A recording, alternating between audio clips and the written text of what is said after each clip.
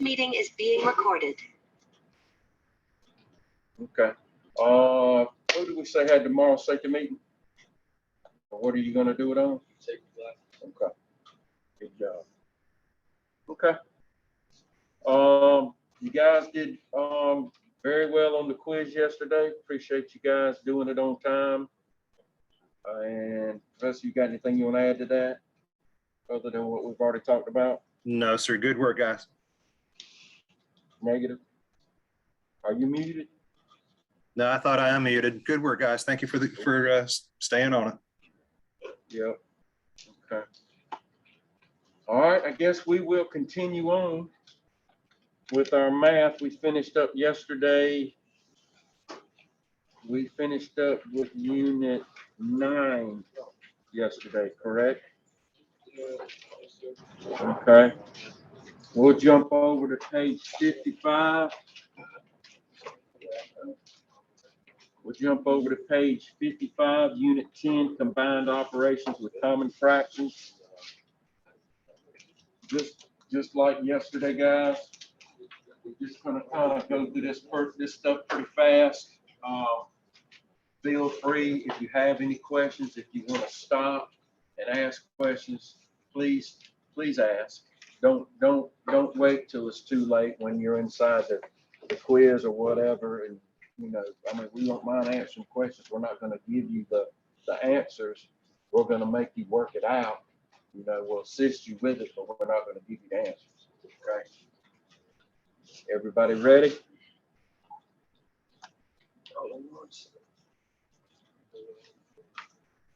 All right. All right. Basic principles of combined operations with fractions. This unit provides practical problems involving combined operations of addition, subtraction, multiplication, and division of common fractions. As with combined operations of whole numbers, the standard order of operations can be followed when dealing with combined operations with common fractions. All right. When you're doing the combined operations, you can see on page 55 the example. Just like we did combined operations yesterday, what do we do first? What's in the parentheses? What's in those brackets? Okay. All right. And then we work on the rest of the problem. All right. You can see in the first example there where it has 3/8 inch plus 1 1/116 inch in parentheses times 8, and you can see down in the bottom how it's worked out. Okay, does everybody understand how that works out? Just like in the parentheses, you still have to find your common denominator like you did, especially when you're adding or subtracting. You work that inside the parentheses and then on the outside.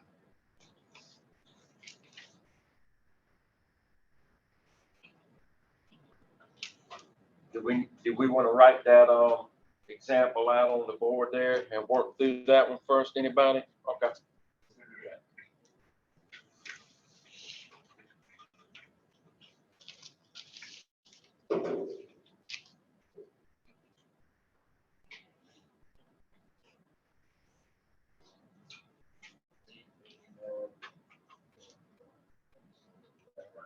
All right. It has here, in parentheses, 3/8 plus 1 1/16 times 8. I do it a little bit different than how they do part of this, and just kind of follow along with you guys. Do you guys understand how they did the last part of it? If you look at that equation, I'm gonna do it a little bit different here. So what's our common denominator here? 16. So 8 are going to 16 2 times. 2 times 3 is 6. So we're going to call that 6 over 16 plus 1 1/16. Okay. Now, what's this going to be? Add 6 and 1 is 7.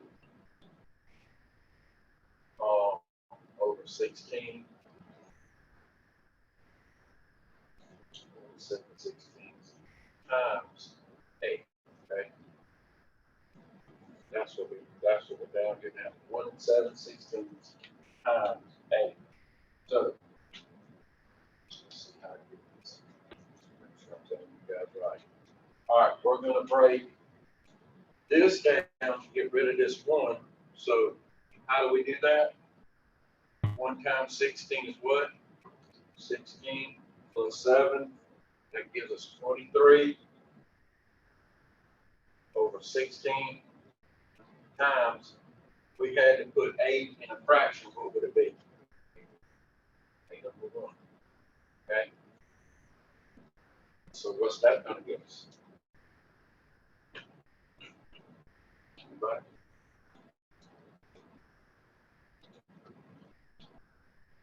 So I'm multiplying.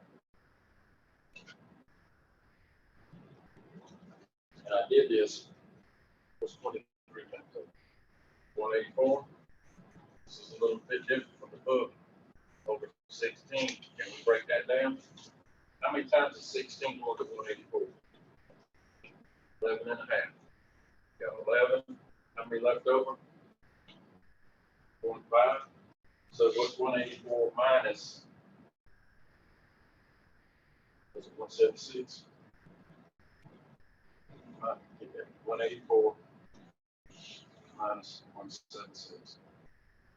That's 8. That's what that is. 8 over 16. To break it down even further, what he said would be 11 and a half. How did I get, what did I say, 176? How did I get 176? Correct. Right. So the answer is 11 and a half. Pretty easy, simple stuff. Question. When you Cosmos, when would you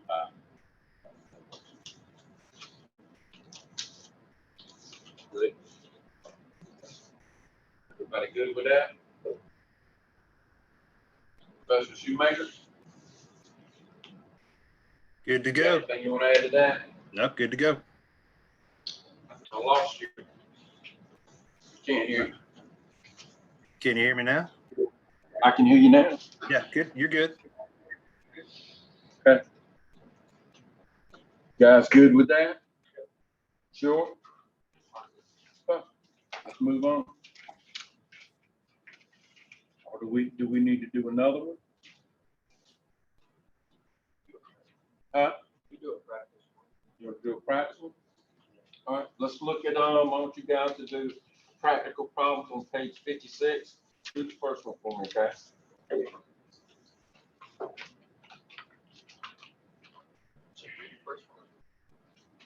You mean read it? No, I want you to do number 1. First, page 56, do number 1 for me. It says 8 motors are connected in a circuit. Horsepower ratings are 1/8, 3/4, 1/16, a half, a third, a half, and a quarter. What's the total horsepower?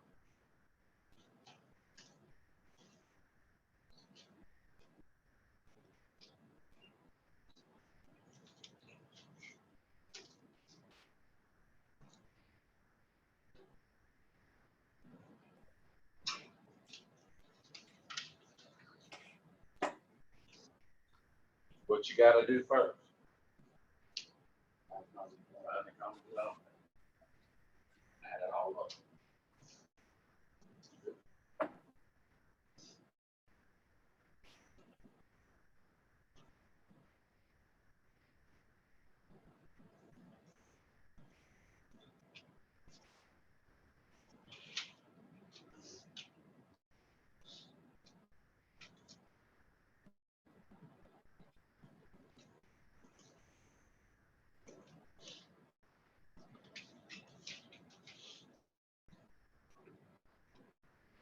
Let me know when you get an answer.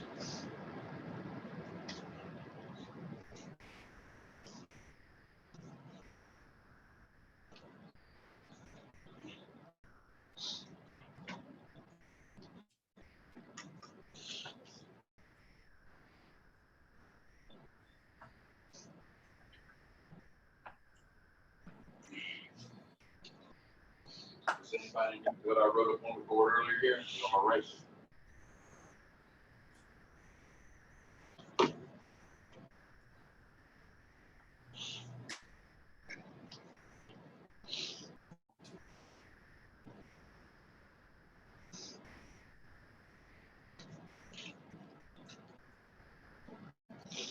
Anybody got an answer yet?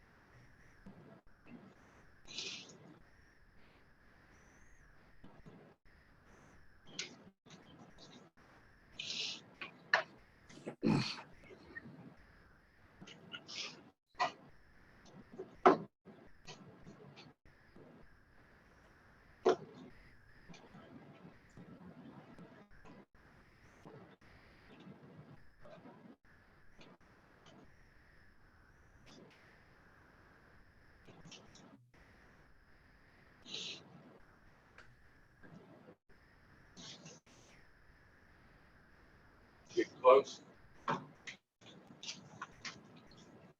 Anybody got an answer yet? Raise your hand.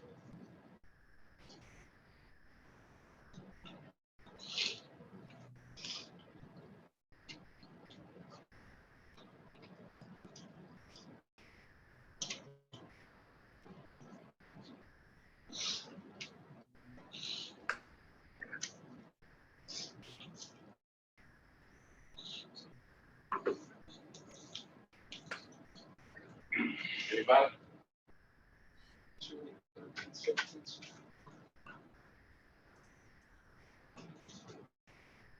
Close.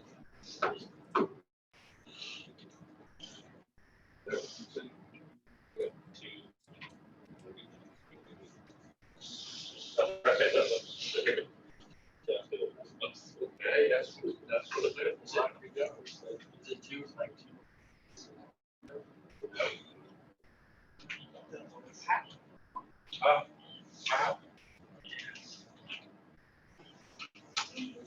Anybody else got an answer?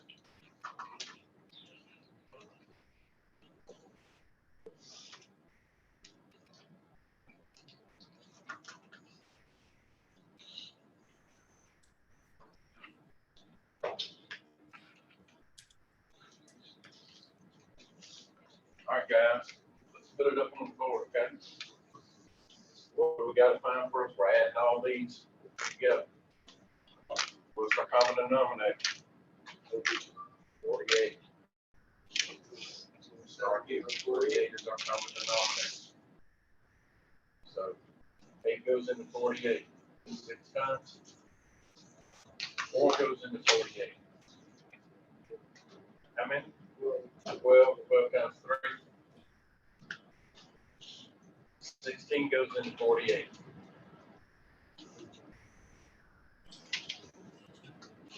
So that's 3. Okay, 2 goes into 48. 24. 3 goes into 48.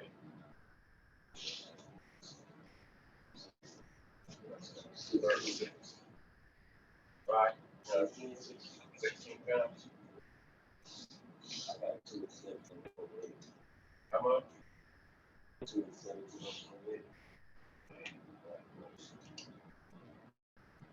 Close. All right. 2 into 48 is 24 again.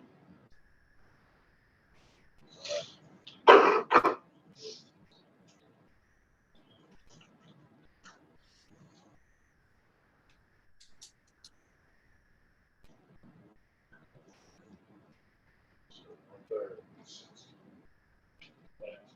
4. 36. All right, we got all those numbers. Somebody add up, take your calculator and add 6, 36, 3, 24, 16, 24, 16, 36. I got 137. How much? 137. 137 over 48. Okay, can we break that down? I got 2 and 41 over 48. 2 and 41 over 48. Okay, I know that that's a long process, guys. Finding the common denominator, that's a pretty tough job to start with, but when you get past that point and get it broken down, start adding it all together, then you come to the sum, which is 137 over 48, and you can break that down. 2 and 41 over 48. Y'all got that? Clear as mud? Okay. All right. We good with that? We're gonna move on to the next section. Professor Shoemaker? Carry on, my wayward son. Okay. Any questions before I go to the next section? Okay. Section 3, Unit 11. We're going to get into some different stuff here, what we're going to talk about. So it is actually 8:38. Let's take a break until 8:48. 8:50. 8:50. 8:50, yeah. Yeah. Let's just go 8:50, yeah. 8:50. Take a break, round it up.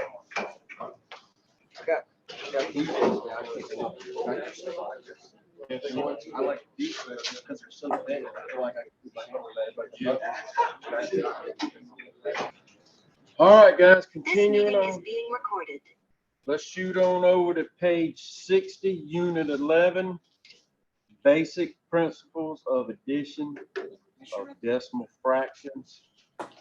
Guys, we're going to kind of jump around a little bit in this section.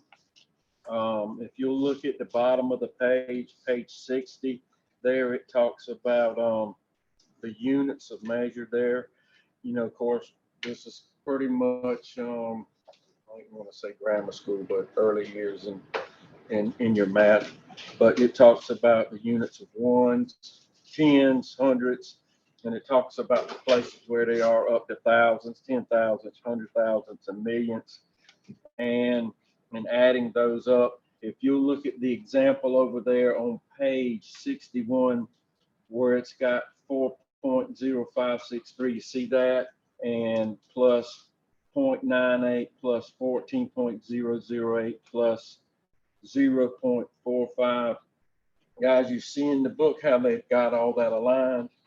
All that adds up, and then the decimal places will fall in line with what the numbers are.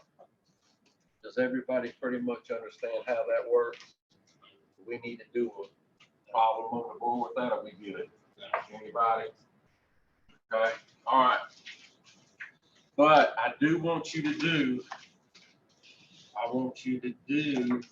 on practical problems on the next page, I want you to do number 3, and I want you to do number 4, okay?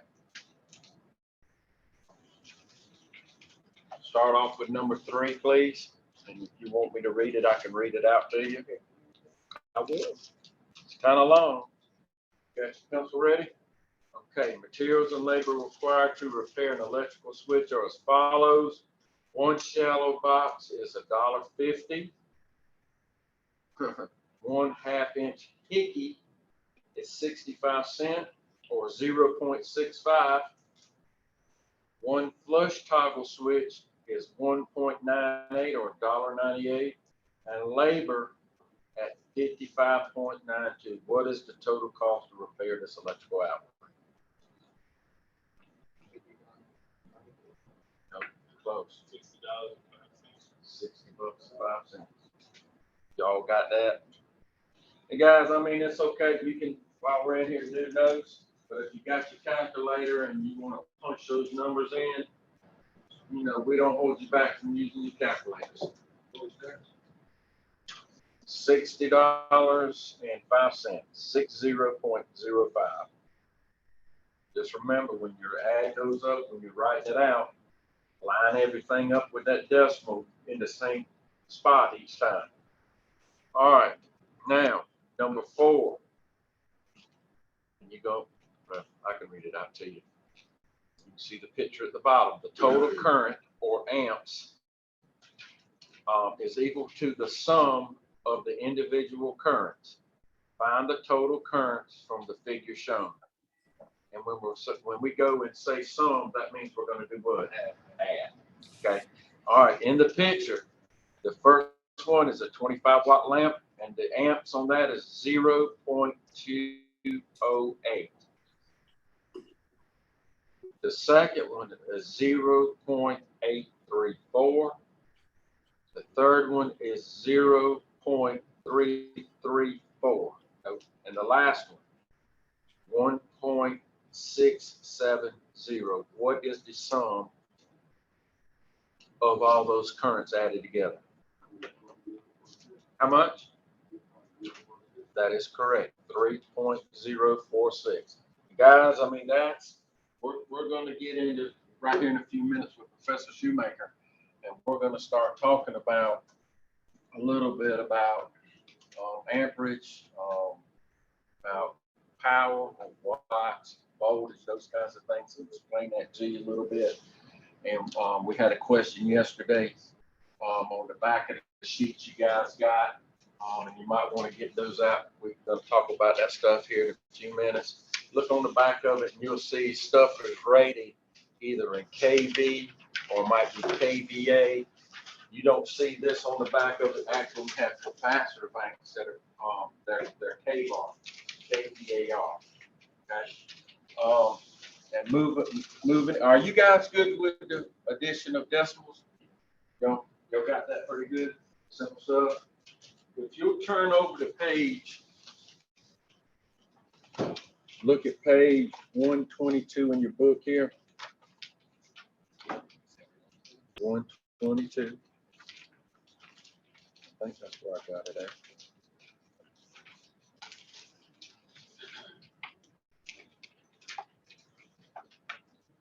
You guys there?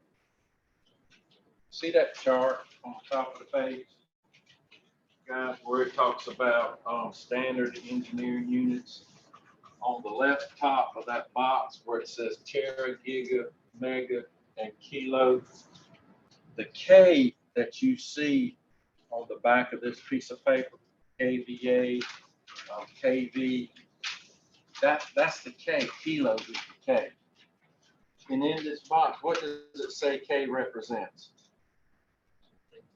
K equals what? 1,000. Kilo is 1,000. So if I have, just like back here, this is a transformer. Okay, on your sheet, you see transformer KVA on there. On your sheet, it says common transformer size is single phase overhead, and it has 10 KVA.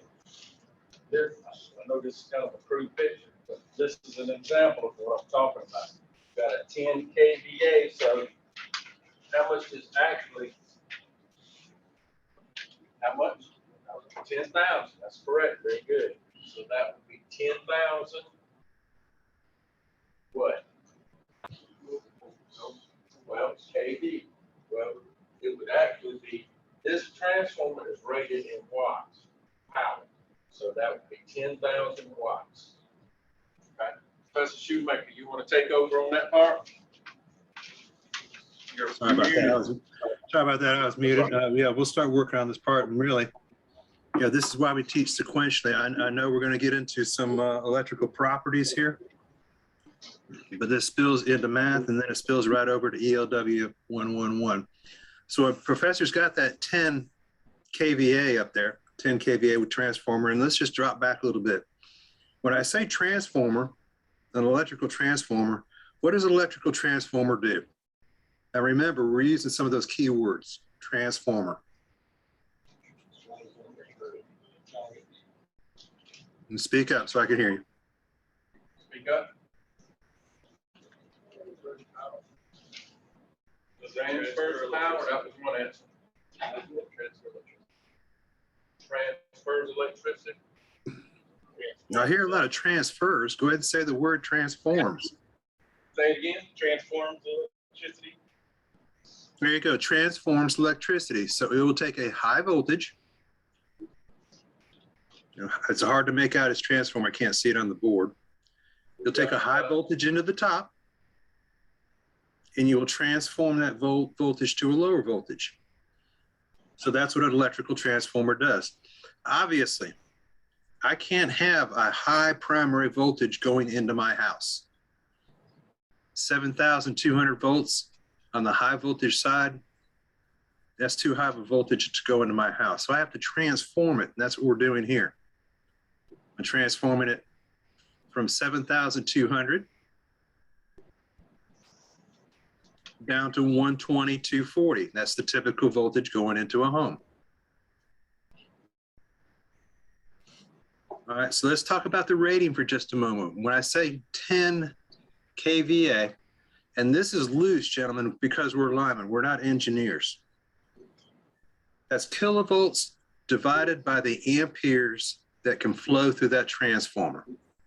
So 10 kilovolts divided by the current in amps that may travel through that transformer.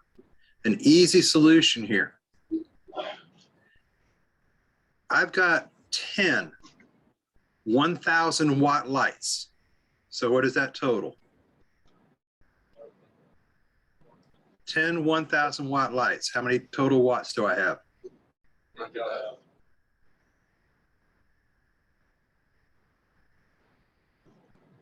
10 times 1,000. 10,000. All right, what's the size of my transformer in watts? 10,000, exactly. So I have a transformer now that will be able to feed those 10 lights. That's the simplistic way of putting it. If I had 25 1,000 watt lights, what size transformer would I need? 25. Excellent, excellent. You're getting the concept, okay? I need a 25 kVA transformer to be able to power those lights. Okay, so we know what kVA, and the full term, if you want to write this down, kilovolt amperes, K-I-L-O-V-O-L-T space amperes.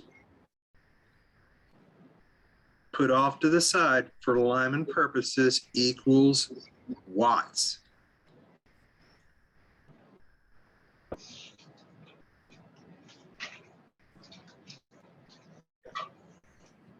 All right. So let's talk electricity for just a little bit. Could anybody give me the definition of what volts are? Electrical volts?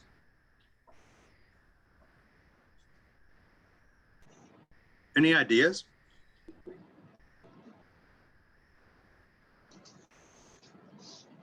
What you drawing up there, V? Write down what you're saying. I put kVA, kilovolt amps, and I put down volts. Okay. Go All right. ahead. All right, so there's a good analogy we can work with here, and it is pretty simple, and makes it a little bit easier to understand. Think of myself having a water pump, and off that water pump, I'm going to have a water line, and I'm going to cap that water line at the end. Start the pump up. Pump starts pumping water, and water starts going down that line. Am I going to have water pressure down there? The end is capped off, right? Yeah. So you can have water pressure on that line. Electricity, volts, follows the same principle. I'm going to generate electricity. I'm going to put it on a conductor. Volts, notes here, volts equals electrical pressure. Volts equals electric pressure. Now, I don't know if you can see my writing right here. I'm going to throw a little drawing up.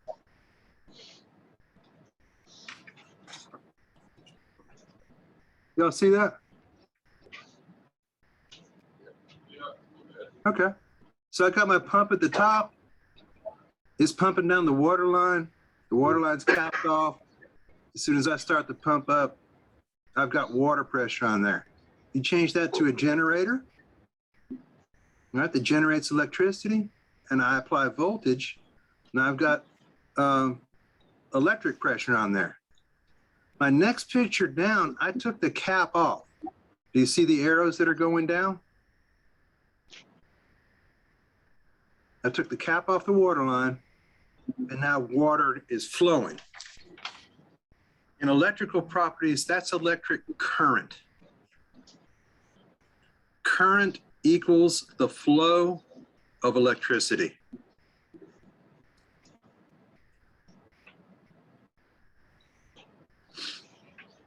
So it's going to take pressure to move it. As soon as I use it, as soon as I take the cap off, I've got flow. That's current. So I've got current and pressure. Now, I'm going to put the picture right back up here and show the bottom drawing right here.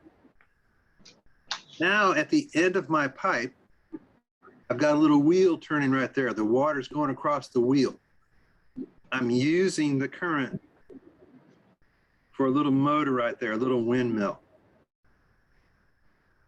And it's turning it after it comes out of the pipe. That is electrical power. Power is the usage of current and voltage output.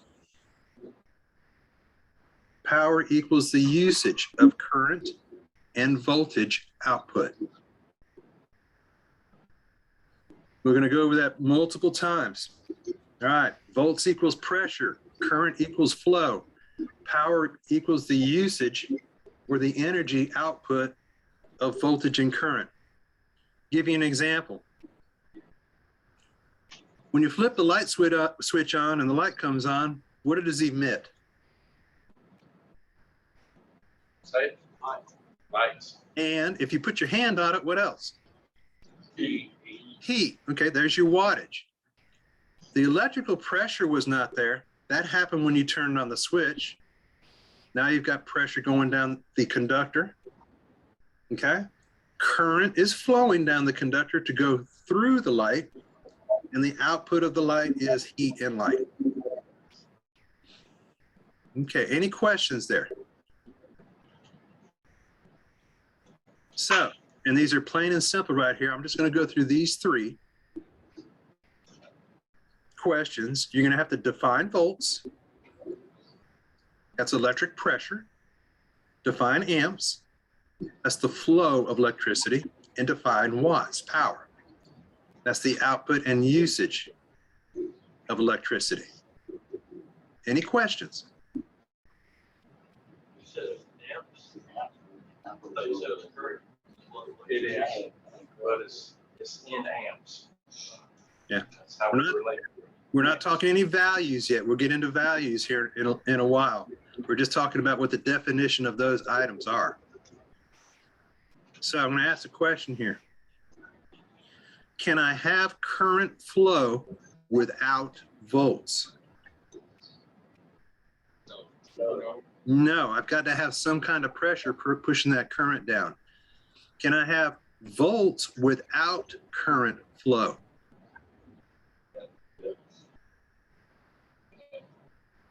Yeah, I can energize a conductor. I just don't use anything off that conductor, so I can have pressure on a conductor. Can I have watts output without current flow? No. Nope. You guys are tracking right along. Can I have watts output without volts? No, because they all interact together. Okay. All right. So we just want to know the definitions here. Okay, Professor V, if you could. Yes. Draw me just one straight conductor. Okay. Up here. All right. One straight line. Yeah. Okay, I'm at the top, guys. Okay. Okay. All right. Now, out there in the world, now what do you guys think as far as you see power lines and everything that are going out there in the world? What do you think those power lines are made of? What kind of metal? Copper. Good one. Copper. Aluminum. Some steel. There's a little bit of steel out there. That's correct. Okay. So you got copper. Aluminum's the majority right now. Aluminum is pretty much everything you're going to be installing from here on out. And a little bit of steel. Every conductor out there in the world, there is no such thing as a perfect conductor. When I say perfect conductor, there's always some little bit of resistance in it. So Professor V drew a line up there, and we'll say that line's about 5 miles long. If I apply a voltage to the start of that line, by the time I get to the end of that line, it's 5 miles away.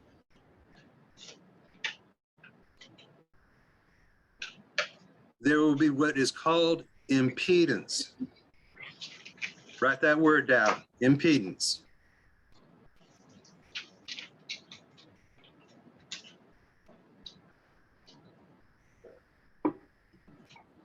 All right, definition's a little long here, so listen closely. Impedance is the resistance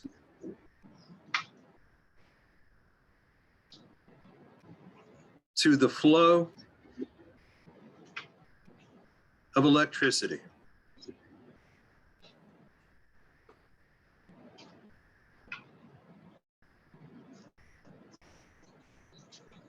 Impedance is the resistance to the flow of electricity. And the reason why we have impedance is because there is no perfect conductor out there in the world. The best conductor there is, metallic-wise, is silver. And we're not going to make silver power lines. All right? Why do I call it impedance? Why do I just call it resistance? Any theories on that?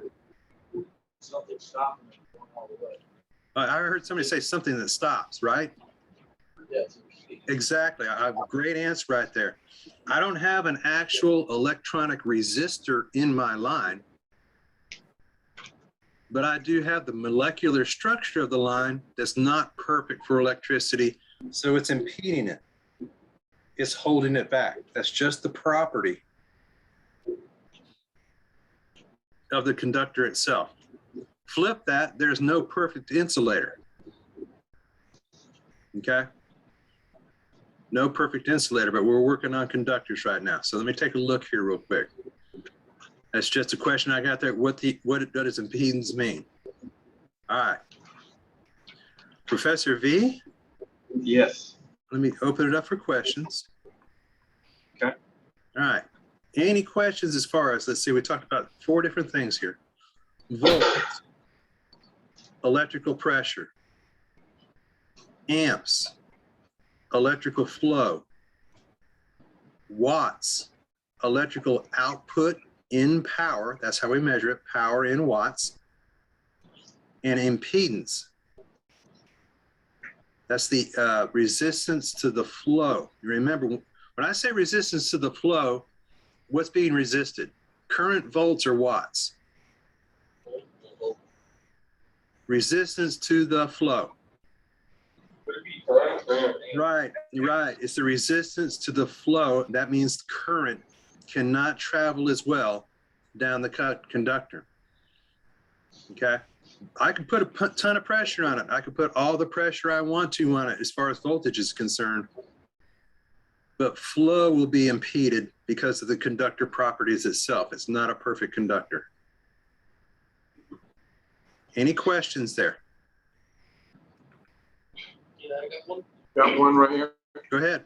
So the same way that if you have a long hose and you have water pressure, and it's just that you're getting no water pressure, that means you have to increase the pressure. So it would be the same thing with electricity. Yes, yes, you're tracking exactly the way I want you to as far as an analogy to a water line. Now, I threw up that water line as an example. What do you think in the water line is giving resistance to the flow of the water? The pressure. The sides of the pipe, the sides of the hose.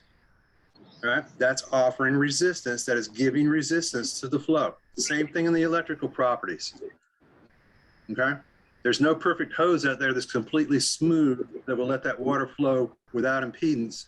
Same thing in the conductor. Conductor molecular structure, the way it's made, is not perfect.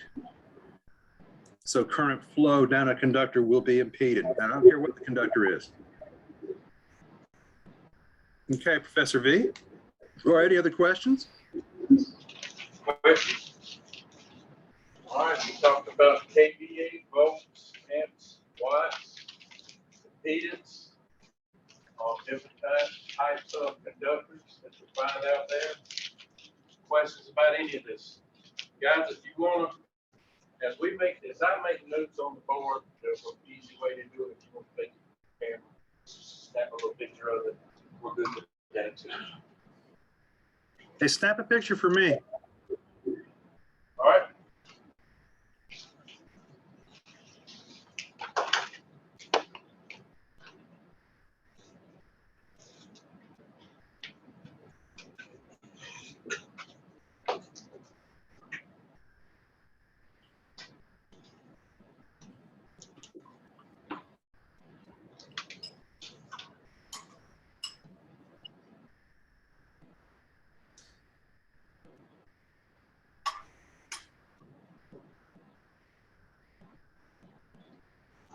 You got it?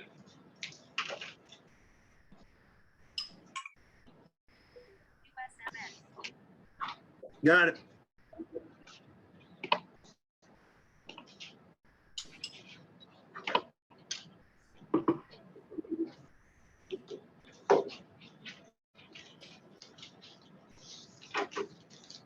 Any further questions about this?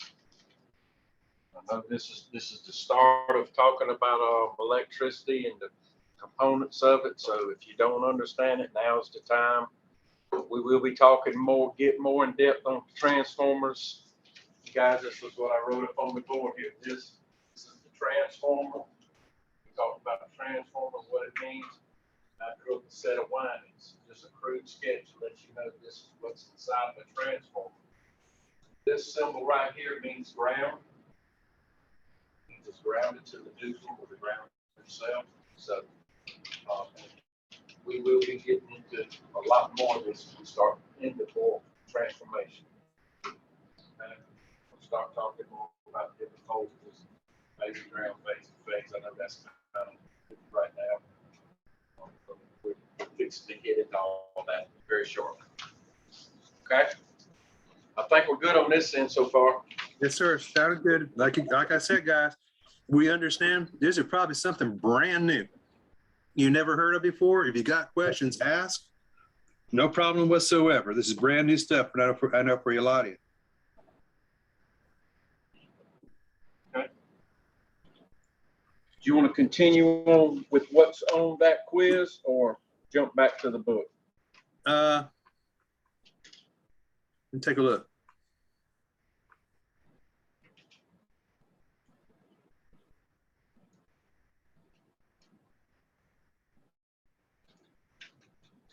We need to get in percentages. Okay.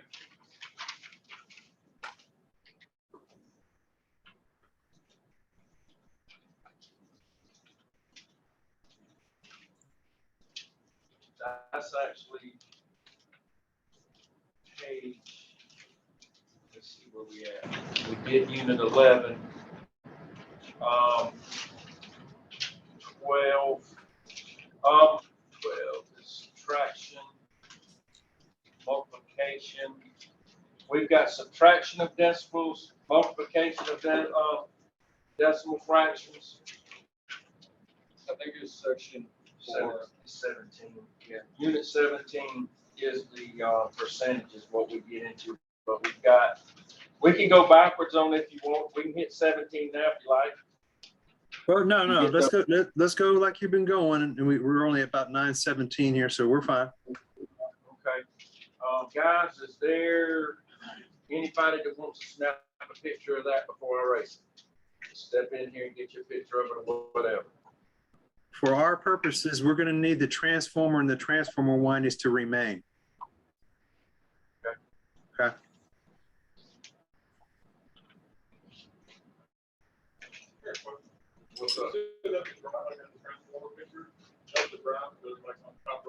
Yes, So in the middle of that one too, yes, and that's a 10 kVA right there. that's correct. Mm-hmm. You got a primary, just to explain a little bit further into this picture, this is your primary voltage. You can see on the back of that sheet, you get your primary voltage. This is your primary conductor. Primary coming in this side, this ground here. This is what this means. This primary is coming in on this side through these winding and this ground. We'll go through this more, but that is that. Okay. All right.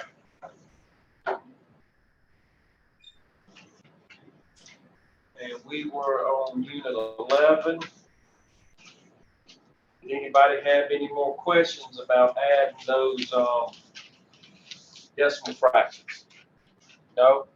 Okay, let's jump over to unit 12. That's on page 66. Okay, and this is subtraction. Just like we did subtraction on any of the other stuff, same thing when it comes to these decimals. You want to line them up. You want to put your smaller number on the bottom and subtract that number from the larger number on top. Keep your rows the same. Keep your decimal point in the same place. Look on page number 67. I want you to go still 66. And I want you guys to do problem number 2. And I'm going to read it, okay? The voltage at terminals A and B in the diagram of the electric generator shown is 219.7 volts. 219.7 volts. And the voltage drop, which is the loss in the line, is 3.96 volts. What is the voltage at the end of the line, points C and D? So if you're starting out and there's 219.7 volts, and when you get to the end of the line, you've got a voltage drop of 3.96 volts, what's going to be the ending voltage? Correct. Simple stuff. Right. What's You causing might have, yeah, go ahead. what's causing the voltage drop? Did somebody say impedance? Impedance. Congratulations. Yep. Great job. Great job. Okay. Are we good with subtraction? Does anybody need anything written up on the board right now? Any problems? Y'all good with that? All right, Professor, we're going to move on to 13. Yes, sir. We have an exam in class. Absolutely. All right, multiplication of decimal fractions. Very similar to addition and subtraction. You want to lay this out. It does not have to be lined up because you're going to do it just like regular multiplication, how you would multiply two different numbers together. But what's different here is you've got decimal places. When you get when you finish multiplying, adding, and then you want to count your spaces over. Does everybody understand what I'm talking about with that? Yay, nay? I mean, we can do one on the board if you want to. Let me see if I've got a practical problem for us to do here. I do not. Good with that?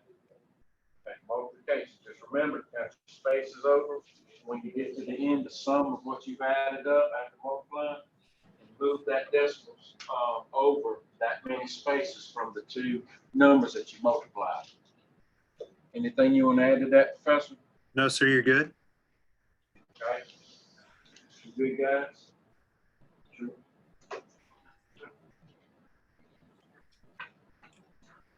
Good.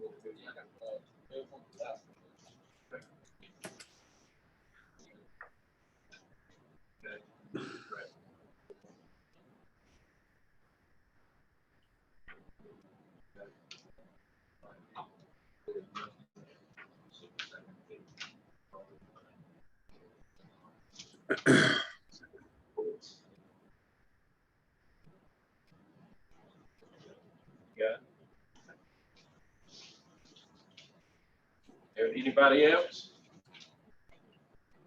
You good? You good? Okay. All right, moving on.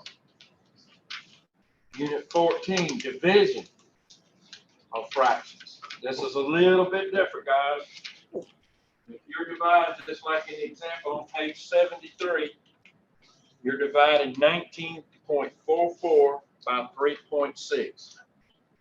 Okay, to simplify it, they moved the decimal place over on 3.6 over to 36, the decimal point on the end. So what you did with that number, you've got to do with the 19.44. So it's going to be 194.4 divided by 36. Okay, does everybody comprehend that? Pretty good. We want to draw it on the board. Anybody? I'll take the time to draw it on the board if you want me to. Let me know. You want to draw it on the board? Everybody got a picture of this right here? I'm going to erase half of this board. Okay? Good? Go and go. I'll look that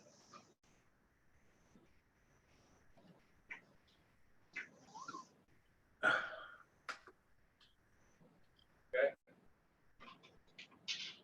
All right, so we said originally 19.44 divided by 3.6. So I'm going to draw a little bracket here. So we want to move this over to this position. So we'll have 36. We'll just put the point right there. We want to bring, since we did that, move that over to the right. We're going to move this over one place to the right. So it's going to be 194.4.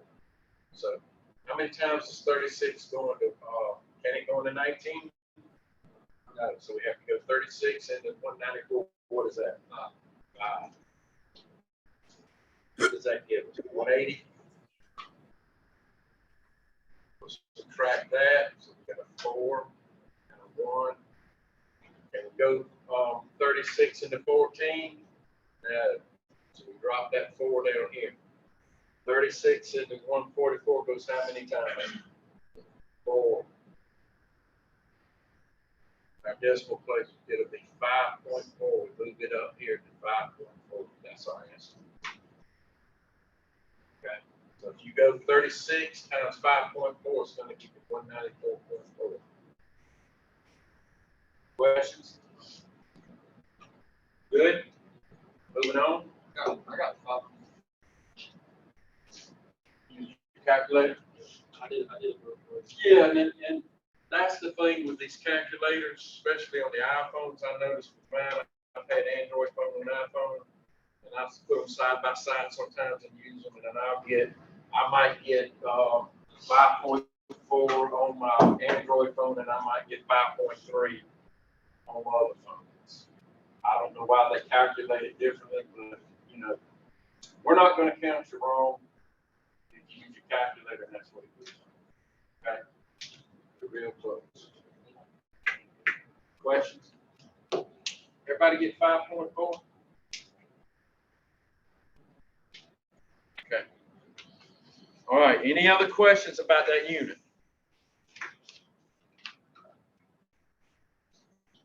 Okay. Where we at? 15?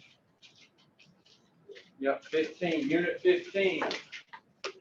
Decimal and common fractional equivalence. This is what we might have should have went over this yesterday. I think one of these problems is on the equator, right?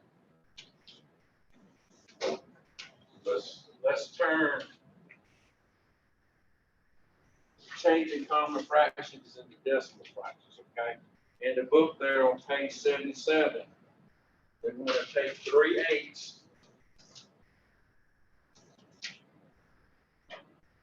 turn it into a decimal point. So how do we do that with 3/8? Divide 8 by, or 3 by 8. So 8 into 3. So what do we get? 0.375. That's because we have to put a point here and add a 0. Does everybody understand that? What was the problem on the quiz yesterday, guys? Was it a 9/16? problem on the quiz for that yesterday? Was it 9/16? 9/16, let's figure 9/16. What's the answer for 9/16? How do we break that down? 9 divided by 16. What's our answer for that? 0.5625. 565. If you're doing a decimal, if they're asking for a decimal number from a fraction and you key it in and you get a whole number, you put it in the wrong direction. Right. Right? So redo it. It's 9 divided by 16, not 16 divided by 9. Correct.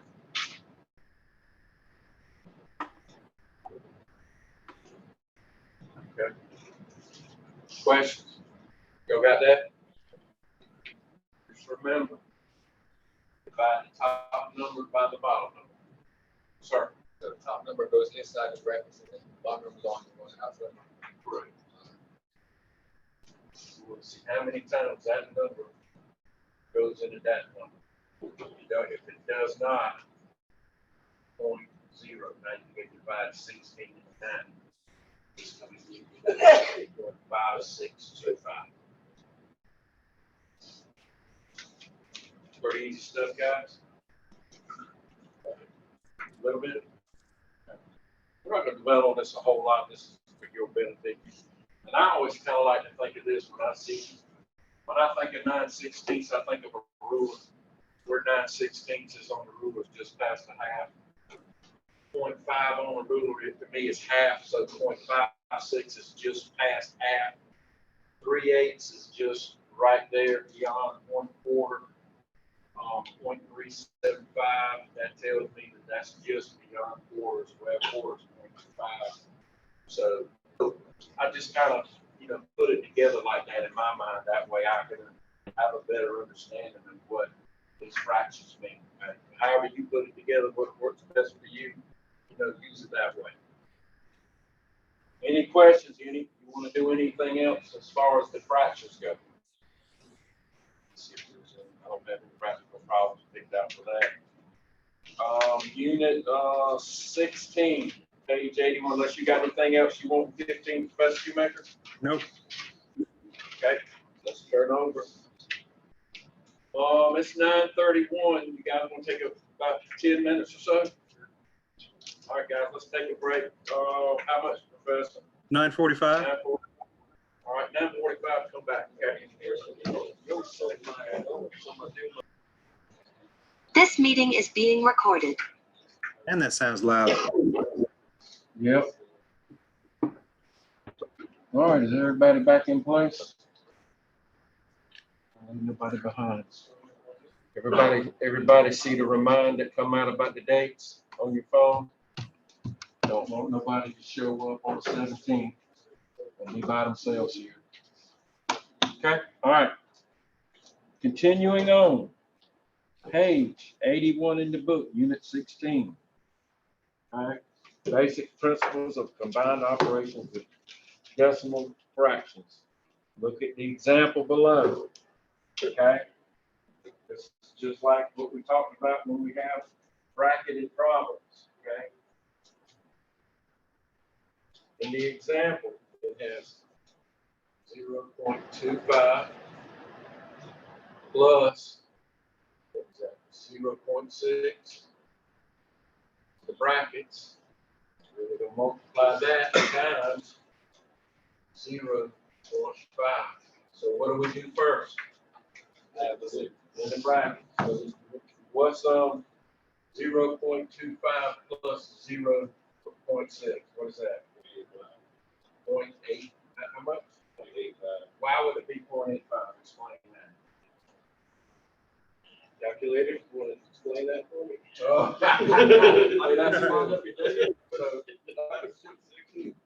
Because 6 is in this place, 0.6. So you would really line this up? You go 0.6, it'd be more or less like that, correct?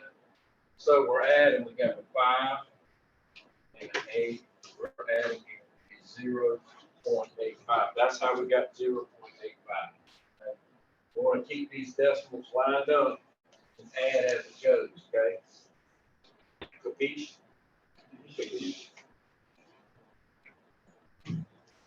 All right, so now we got, out of that, we got 0.85 times 0.5.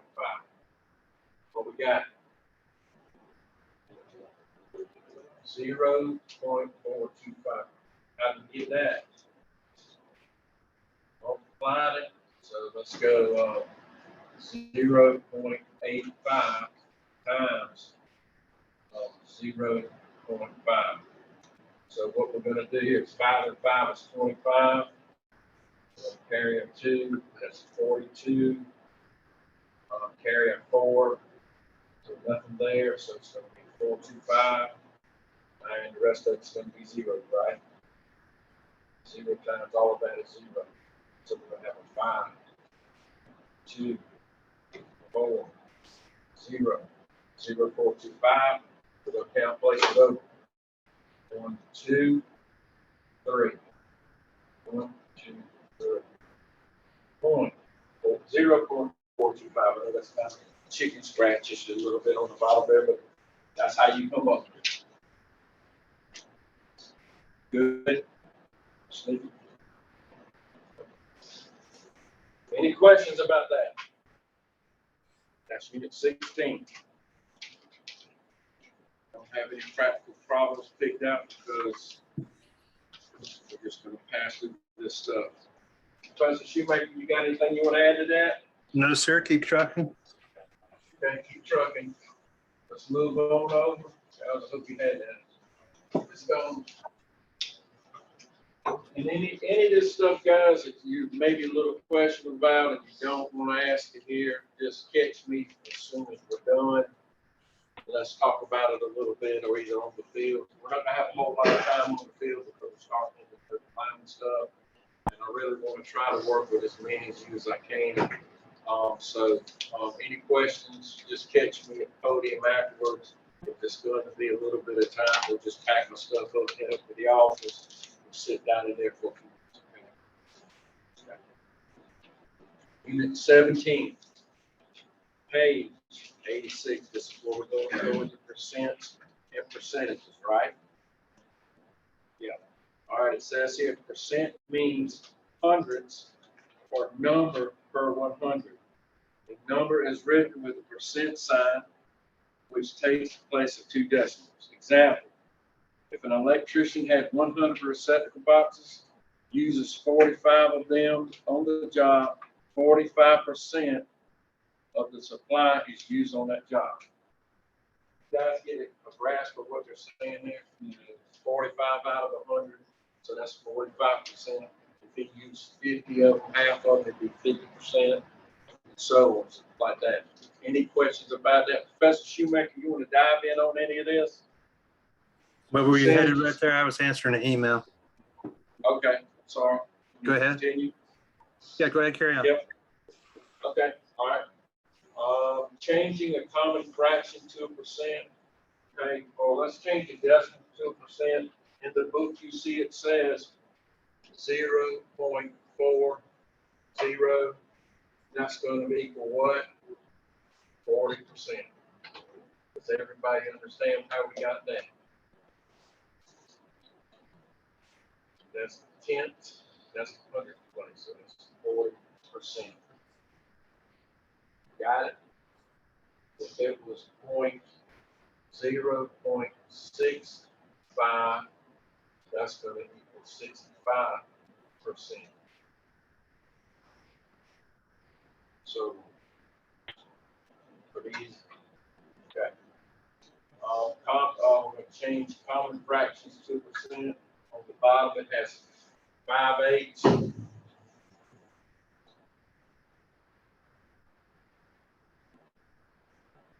How do we change that to percent? Equal 100. Okay. What we did, they divided the 5 by the 8. They came up with 0.625, right? So what is that gonna be? That's gonna equal 62.5%. Before we had, if it was 62, if it was 0.62 without the 5 on the end, it would be 62%, right? So we've got three numbers here, but it's going to be 62.5%. We move this decimal spot over 2 places.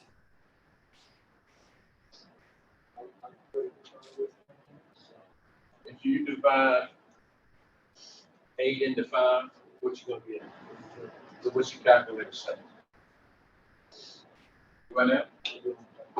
What is your, tell me your calculator was off last time, what's it say this time?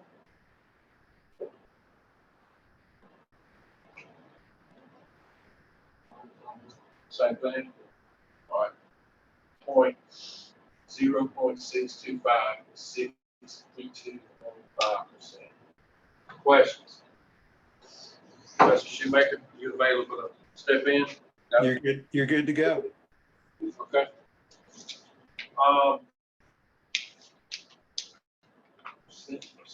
Okay. Just like we talked about yesterday a little bit, or was it Monday? I think yesterday we talked about getting work orders, guys, and having to figure out, add up the number of, maybe let's say footage on conductor you got to have to do several jobs. So you're going into one subdivision, a new subdivision. They've got 5 homes that are ready for you to install these services in. What did we say yesterday? What do you want to have? What kind of buffer do you want to have in there where you know you got enough conductors? How much? You want to have at least 10% extra. And how do we figure percentages? Just like if you had to have 500 feet of cable, 500 feet. So how much extra we want? 50 feet. It's 10%. We understand how that works, guys. Okay.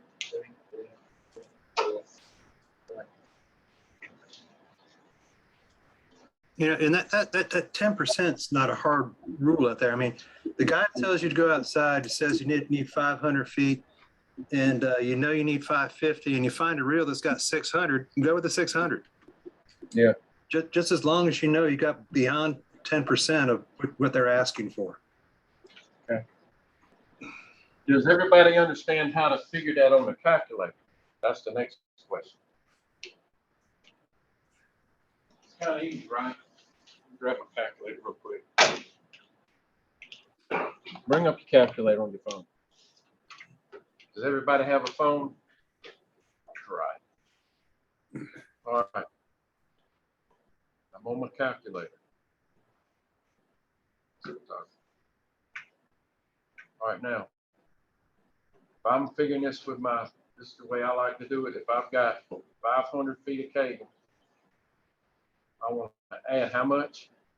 I usually hit add. I'm going to add 10%, and that gives me 50. Everybody understand that operation, how to use that? Plus 10%. Minus, if you want to take off minus 10%. It's kind of like, and I'll explain it like this. Are we going to go into impedance now? Yeah, do that now? We will. Okay, all right, just like we talked about impedance. Can you share a screen with a transformer nameplate? Let's do it. I've already got it prepared. Let me know if it comes up. All right, I see your remind screen. There it is. All right, guys, you see on that screen right there, this is a nameplate on a single phase transformer. It would be much like what you see here. I'm gonna step on this side so I can see it a little bit better. Just give you a little background here, gentlemen. Every transformer constructed has a nameplate on it with the properties of the transformer. And I know you guys are probably picking a couple things out here that you're already familiar with. What's the KVA of this transformer? 15. 15. So how many watts will it output? 15,000. Excellent, excellent. Okay. Professor V's actually, that's why we left the drawing down there at the end. You'll notice Professor V's drawing is very, very similar to the drawing that you see below in this one. Now, we're not going to use the 12,470. We'll get into that later. The high voltage is 7,200 and the low voltage total is 240. Professor V, you can carry on where the impedance is at. Impedance. Sometimes it's a little difficult to find on the transformer, but this is the impedance right here, where it says IMP 2.6. And what is impedance? Resistance to flow. It's kind of like a natural, I heard one guy explain it this way, it's like the natural thing that's built into a conductor. It's a natural occurring thing that's in a conductor where it impedes the flow. So Yeah, if you were to take this transformer and cut it open, you see the diagram that we've got down here at the bottom. Those squiggly lines right there represent windings. And I mean, there's not just 100 or 50 or so, there's thousands and thousands of windings that are going through this transformer. And when you get windings of that distance, obviously, you're going to have an impedance to it. It's going to be impeded by some amount. There you go by that percentage, 2.6. Is that impedance, that 2.6 to the 15 kVA? That's, yes, specific to this one transformer. You might have a 10 kVA that might have 2.0. You might have a 50 kVA with 3.4. Each one is specific to the transformer. You might have the same make a transformer, the exact same size, 15 kVA, same voltage and all, but the impedance might be off one. It might be a 2.4, 2.5. Mostly they'll stay around in that same 2.6 area. But yeah, it is specific to each piece of. That's a great question. Great question asked out there. When we get into three-phase, that impedance right there does make a difference. Great question. Right. Okay. So now we're figuring, yes, sir. Where you say like, if you're doing the KVA and everything on the transformer, where you ever have to like calculate the impedance to find it? No, you'll use the impedance here, that number, you use that number to determine the true KVA of the transformer. Okay? So it's listed as a what? 15 KVA. So how will we determine what we're going to call true KVA of a transformer? Subtract. So if you subtract, it's what? 13.4. This is what, a 15 kVA minus 2.6%? Is it that much of a difference?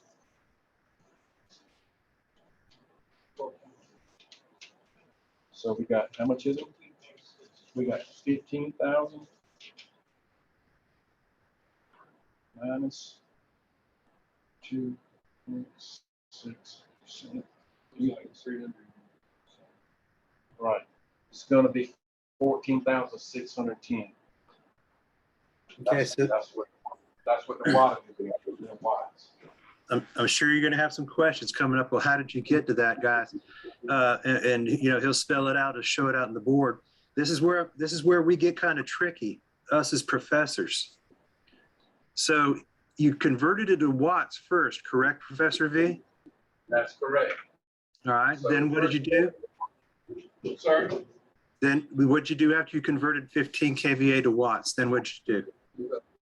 We've got a 15 kVA, which is how many watts? 15,000 watts. What's our impedance? 2.6. I'm going to subtract 2.6% in my transformer. And that's going to give me what? 390? Is that what it was? Yeah, it's 390. 390. All right, then we take 390 from the 15,000. It gives us 14,610 what? Watts. Do Okay. not forget, This is where we'll trick you in the question. All right. If we ask for the answer in watts, you've already got it. 14,000 what? 610. Right? So if we ask for the answer, what is the total wattage output of the transformer after that impedance? You got 14,610. If we ask for it in kVA, what is the new kVA of the transformer with impedance? Show them what they need to do. 14 and 61 cents. It's going to be just like this was 15 kVA, 15,000 watts.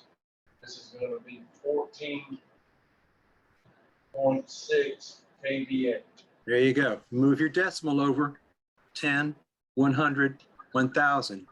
Now you've got your new kVA, 14.61 kVA. Watch out in the question. If we ask for watts, give watts. If we ask for kVA, give kVA. Got a question. I subtract, I put in 15,000 on the calculator. Put 15,000 in. Now subtract 2.6%. That's 390.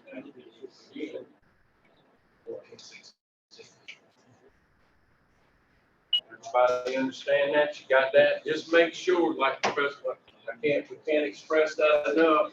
Get enough wrong answers on a quiz if it's a written quiz.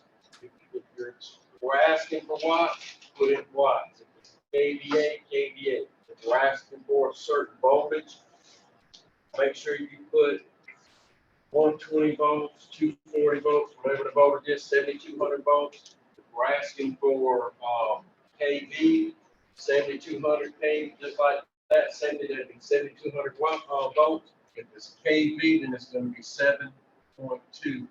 When you decimal place over, it'll be 7.2 kV. Just remember to add that on the end. If you don't add that on the end, then it's not going to be right. So yeah, 2% kVA is a transformer. The transformers are rated in kVA. Voltage is rated in kV, kilovolts per 1,000 volts, 7.2 thousand volts. So for class purposes, that's it. Well, it depends on what we're working on. If we're working on voltages, and yeah, if you're working on something that's 7,200, we put up 7.2 kV, and that's what we're asking for. If we're asking for kVA, then it'll be kVA. Transformers are kVA, voltages are volts or kilovolts. Okay, everybody got that? Professor Shoemaker? Stand by.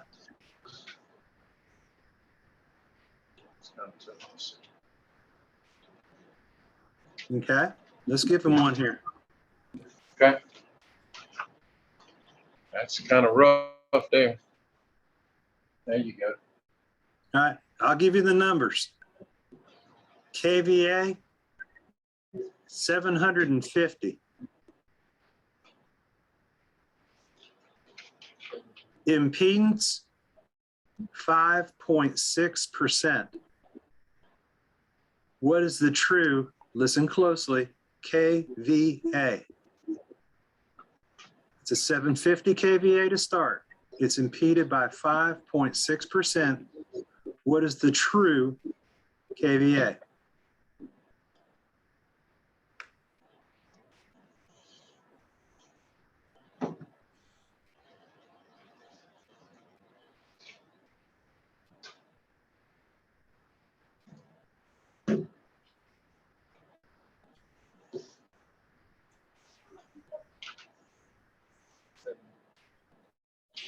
How much? 708 kVA.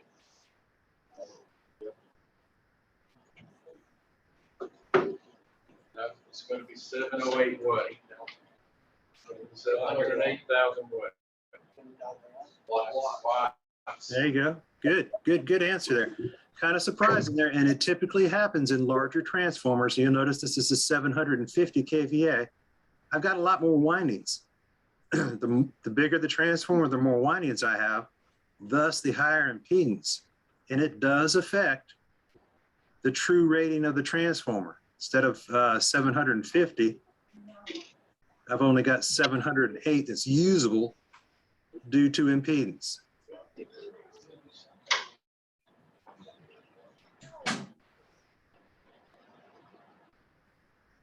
Just remember, guys, K in KVA, KV stands for how much?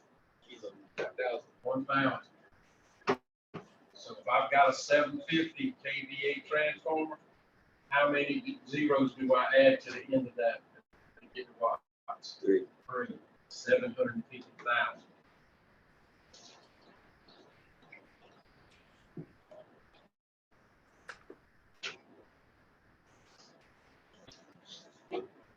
Yes, sir. So, if we have a question on like a quiz or something and it asks what like the KVA is after impedance, Yes. are we going to answer in watts or are we going to answer in KVA? It's in the question. Yep. It's in the question itself. So let me give you an example here. I'm looking at it on this side. Okay.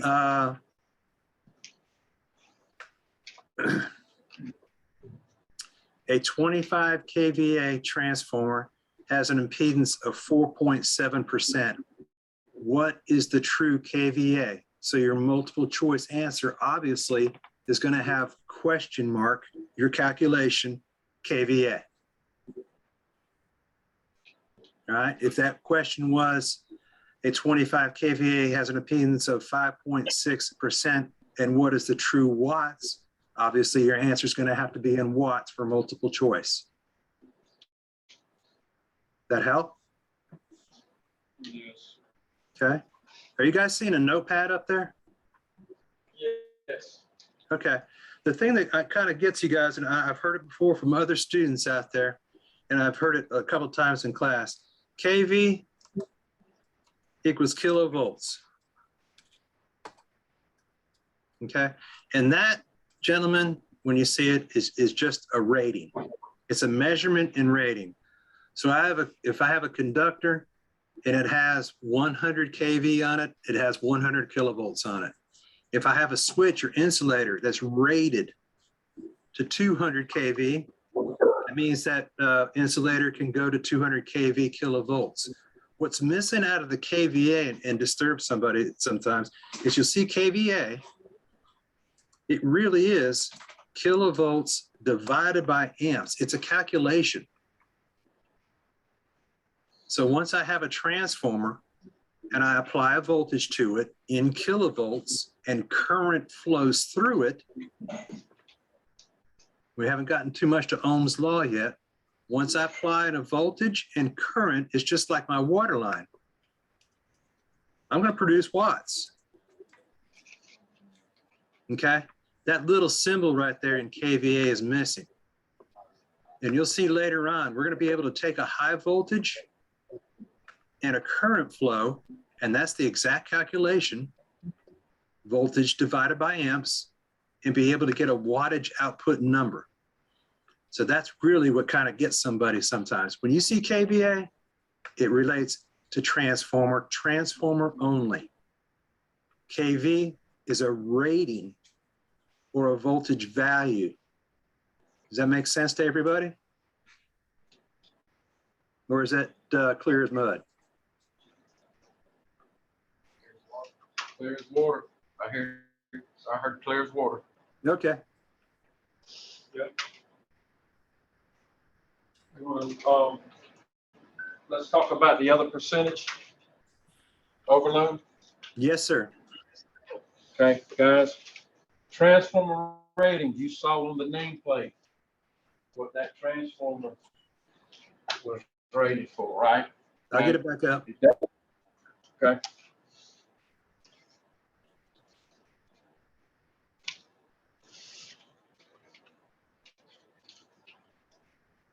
Where you get the amps from? Where? Yeah, is that also listed on the Is that listed on the nameplate? Oh, blacks, there you go. Does it give the amp rating on here anywhere? Guess what? No? No, it doesn't. But we have values here. And if we want to work on this a little bit, we have values here that we're able to determine what the amp rating is. Okay. Let's do one. You want to do one of those now? You want to do that now, or you want to, let's get up. You want to finish up percentages with the, Yeah, let's go ahead and finish up the overload values. all right, now, each transformer that's, made out there in the industry has a built-in protection, okay? It's called an overload, okay? Some transformers have, such as these smaller ones. I know the older ones do. I'm not sure if the new ones will come like that, but they have a little switch on the outside that you can pull down, and it will allow that transformer to be overloaded for a certain amount of time before it completely goes out. What that does, guys, when you go out, just like 30 years ago, we had a bunch of these transformers in the field, and when we get out, like it'd be 20 degrees out or 5 degrees, it'd be very cold. You have maybe 8 or 10 transformers. 8 or 10 houses on one transformer, so that baby is loaded up at night, and when you get there, they're calling you out on outage. You get there, that transformer is just hot, and you touch it, it's so hot because it's so overloaded. The feature that's built into those older transformers was just a little switch, a tab, turn the transformer off, pull down the overload tab, turn it back on, and hopefully the windings are still good in it, and it would give you power for a little while longer until you can get this transformer changed out. That's all it's designed for. It's not meant for long periods of time. It's meant for short periods of time. Now, how do you figure what overload is? It's in a calculation that we do. Overloaded transformers are figured at 150%. Correct, Professor Shoemaker? All of them. Every single transformer that's out there can do a momentary or what they call a short-term period overload. 150%. Can you shout out some numbers to me? We've got one up on the board there, 15 kVA. Well, will a 15 kVA do an overload? Okay. 15 kVA. What's it gonna do at 150%? How do you figure that?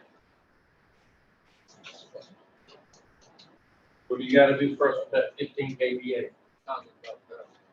So 50, it'll be what, 15,000?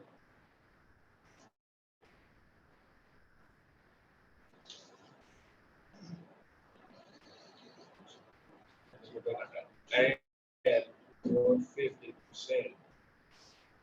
What's 150% of 15,000? Anybody? 22,500.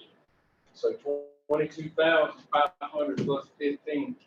So 22,500 is 150%. So you got in short term 22,500.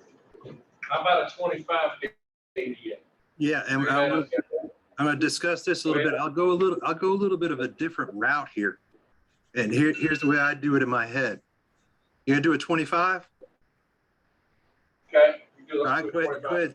Throw my 25. Do not put watts. Just put 25. All right. What's half of 25? 12 and a half. Add the two numbers together. 37.5 kVA. Same thing. That's overload.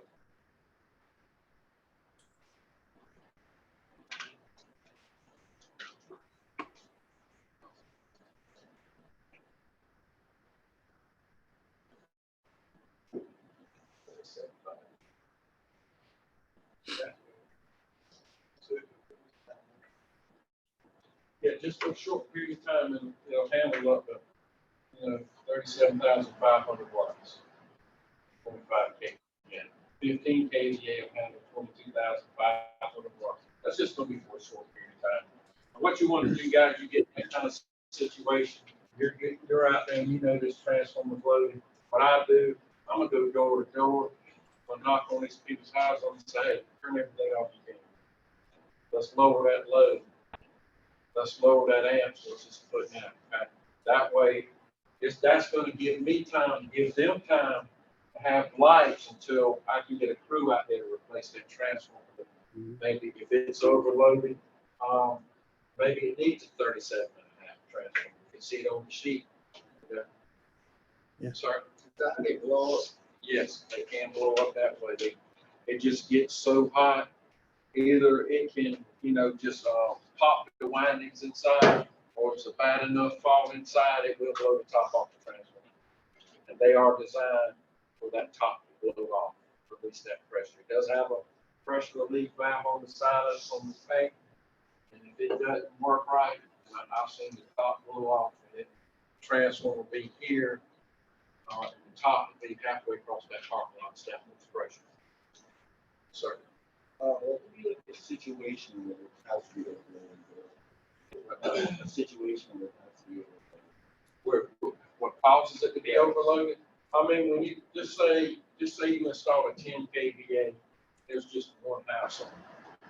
Somebody's come in and bought lots on either side of that house, across the street. Didn't, nobody picked up, hey, that's a 10 kVA. Now we're serving not just one house, it's serving 2 houses, 3 houses, 4 houses. It's not going to last. After the third house, when the third house gets in there, it'll be lucky to stay on and on. 10 kVA is good for maybe 1 or 2 homes. A third one, a fourth one, it's not the same. It's those kinds of things. Faults on transformers, those heating and cooling of wire changes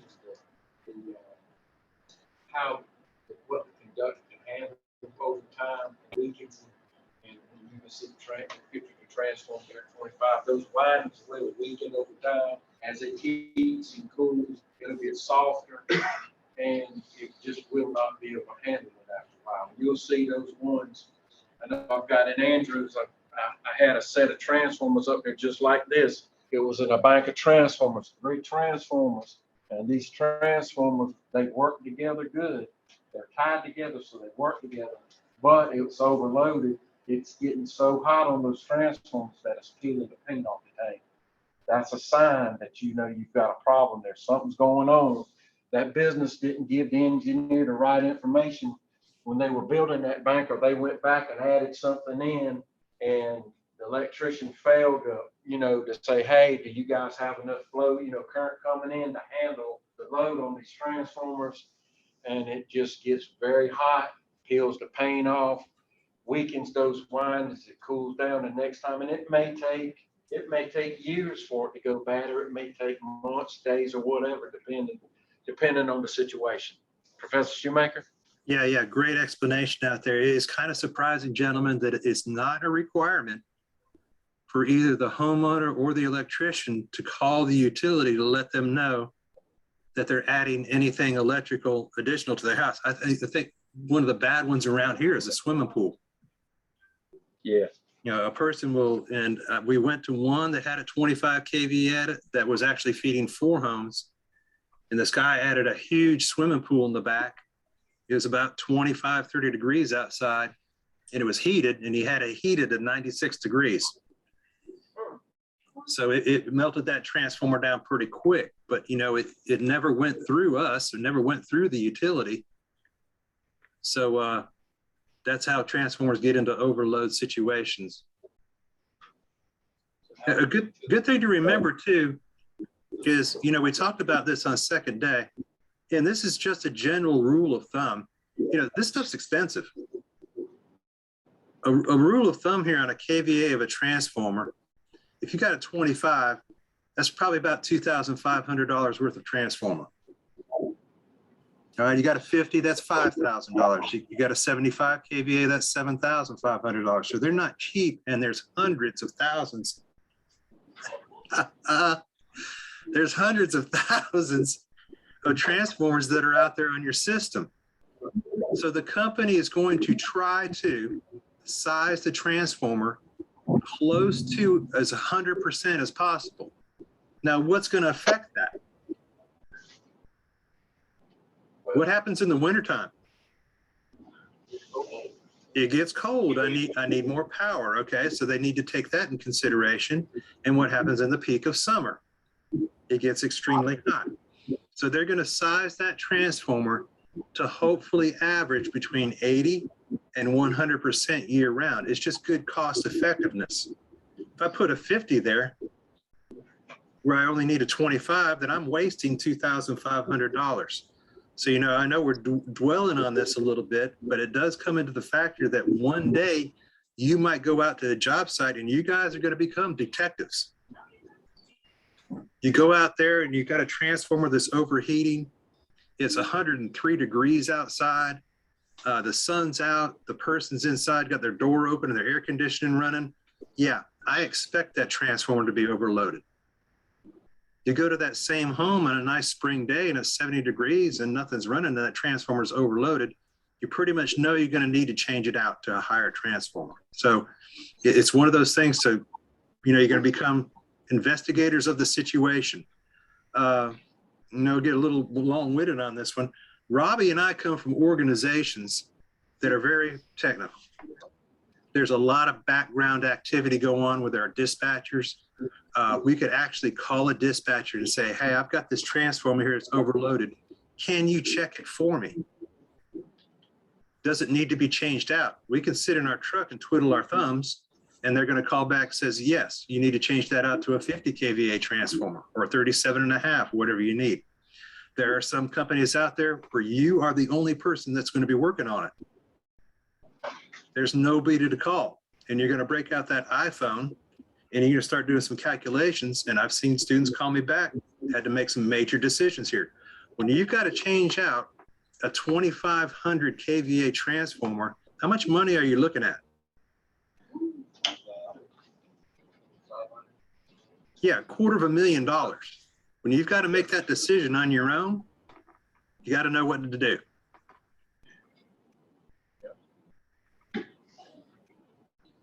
I'm good.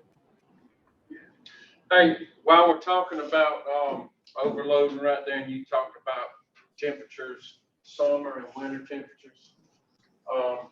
Professor Shoemaker, I never thought about it this way or too much this way until I came in here. You got really two different seasons here in South Carolina, right? It's either hot or it's cold. Sometimes it's warm in between. So if you've got a home that all year long, let's say it's 72 degrees inside that home, they keep it year round 72 degrees, right? Okay. That home is working off of a transformer right there, right? Now, which do you think is harder on the transformer? Winter temperatures, summer temperatures? Winter. Why would you say that? The house is trying to keep up. I think temperature because it's cold outside. Let's figure it out, okay? Let's say you've got days in the winter that it's 35 degrees outside, okay? And that's kind of like what we're in right now at night, okay? Summertime is going to average, let's say, on an average is 96 degrees, okay? All right, so we've got to make up a difference between 35 and 72. So somebody break out the calculator and subtract 35 from 72. No, 37. 37. What's 96 from 72? I mean, yeah. 24. What's harder on the transformer? Winter or summer? Winter. You've got to make up a bigger difference in winter, depending on, you know, the temperatures outside than summer. So think about it like that, guys. You'd be very surprised about how many companies will forecast into the future. Well, this line or these transformers I need to upgrade because of temperature. That's what they rely on. Okay?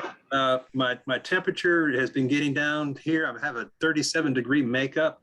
this line needs to be upgraded, or I need to install a substation because my load is getting out of the limit. Temperature is a major factor out there as far as forecasting the need for upgrading and adding new stuff.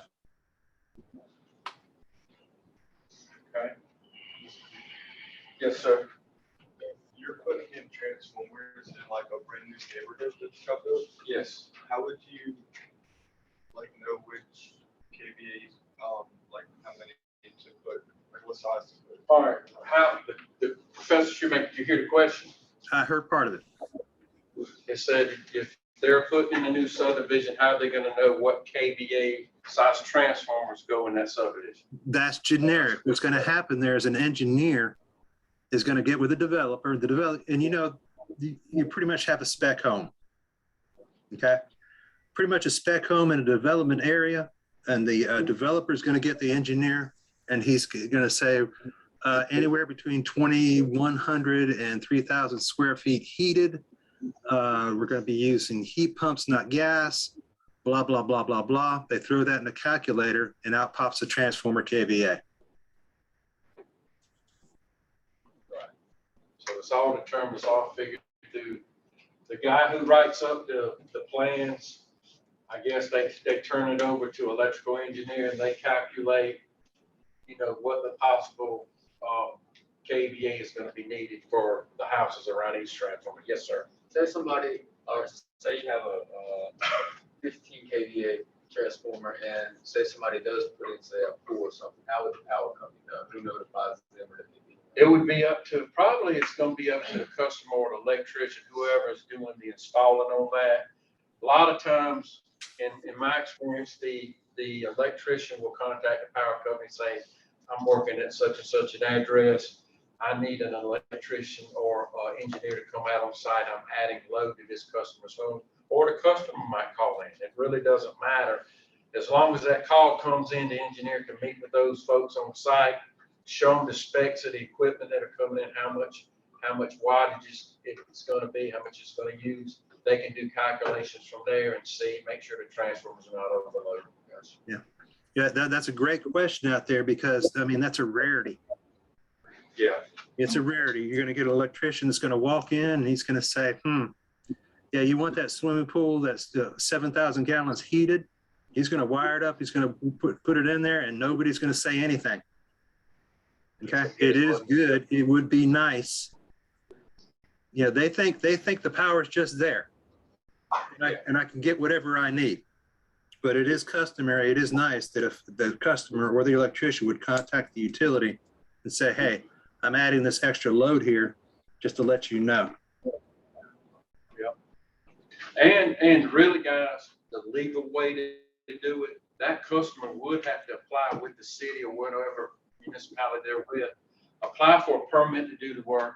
When the work's done, the electrical inspector with that community would have to come out and inspect it and go through that process. Okay? I mean, there's a lot of stuff to deal with that really gets skipped over that needs to be done, because a lot of these shade tree electricians out there, they'll go out there and do some fly-by-night job. The customer may not even know better.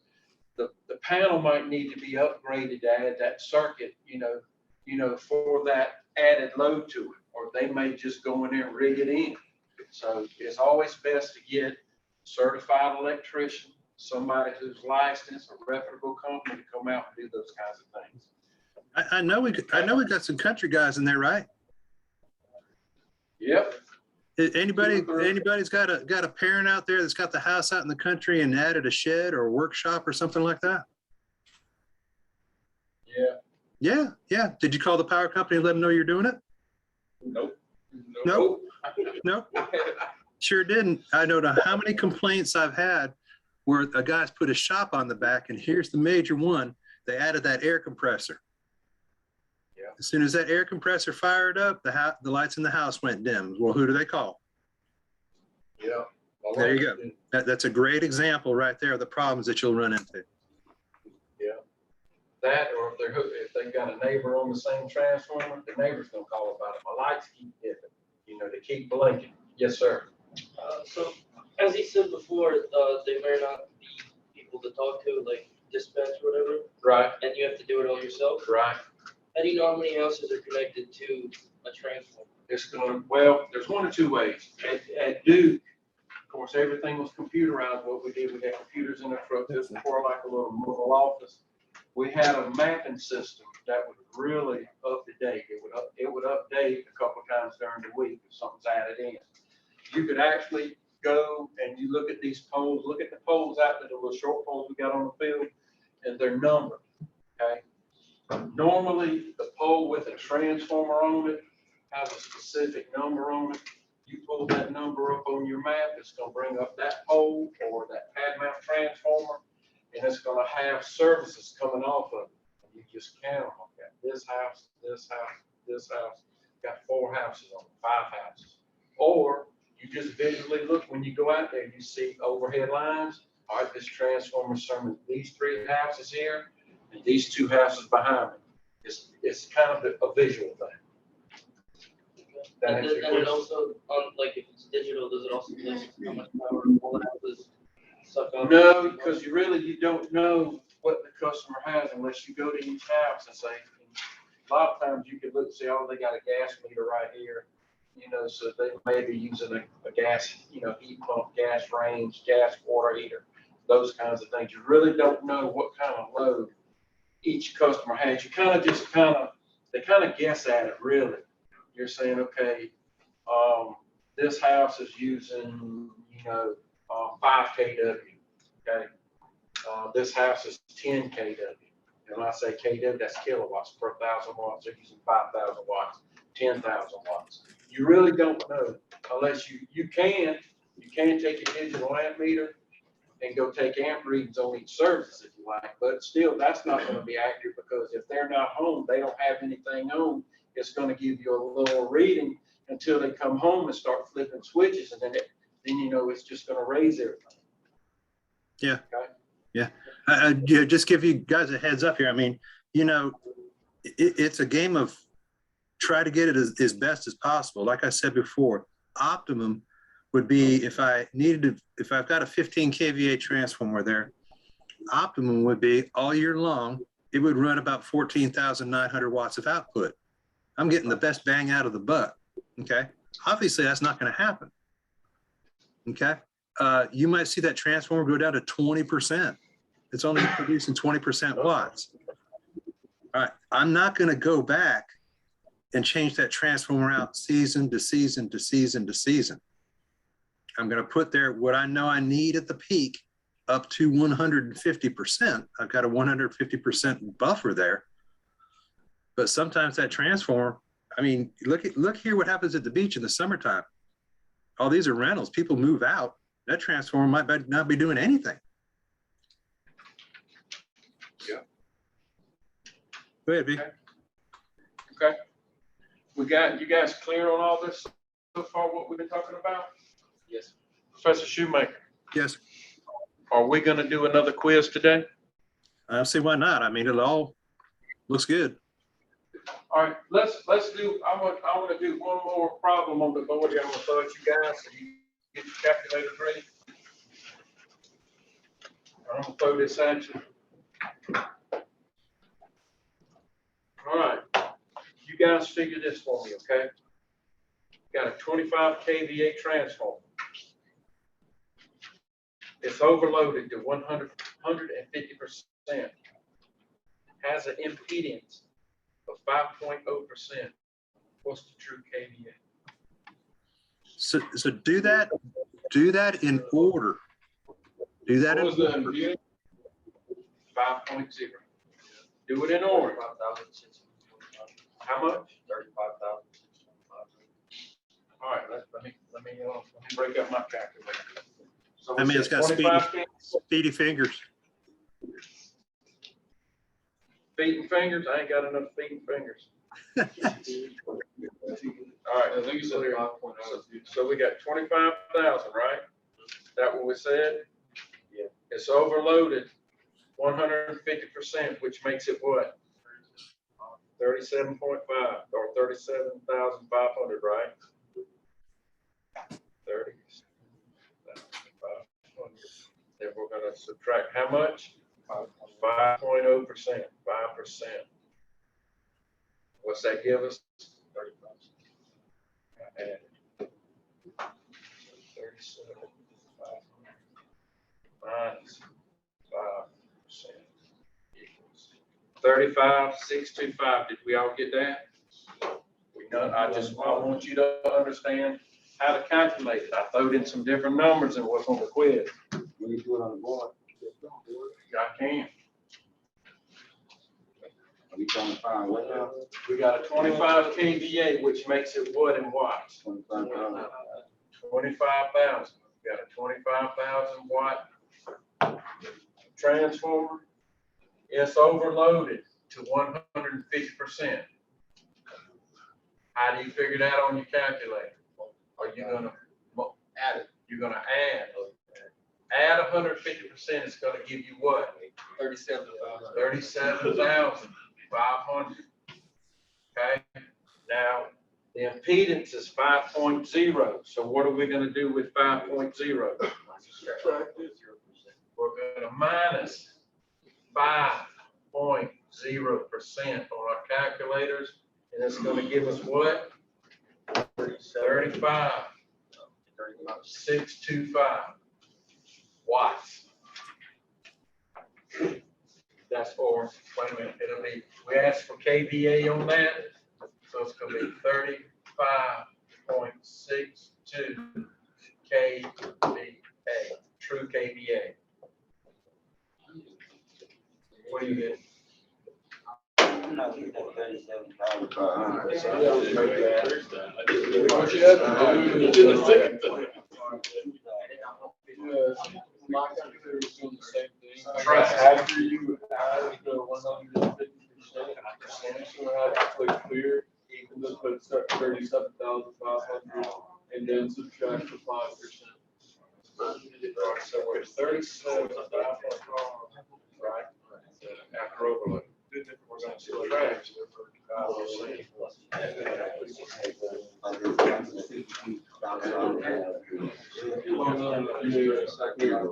was 25,000. After overload, 37,500. This is correct.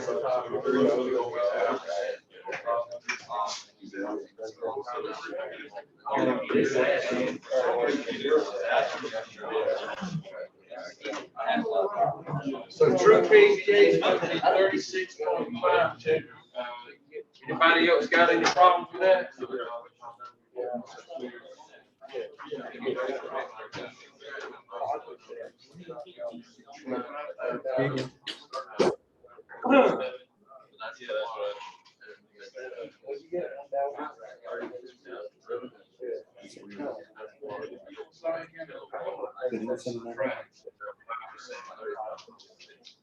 So after you get here, after you get your answer after the 50%, you're clear, and then you can subtract 5,000. All right, what's your question?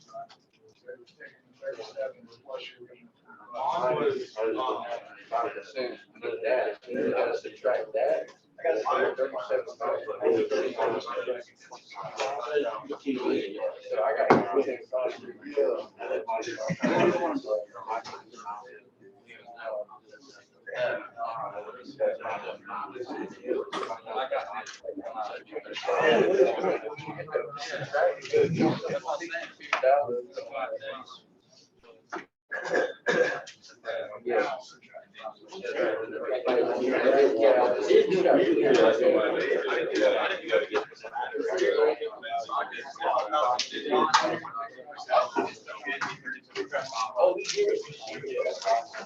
Professor Shoemaker.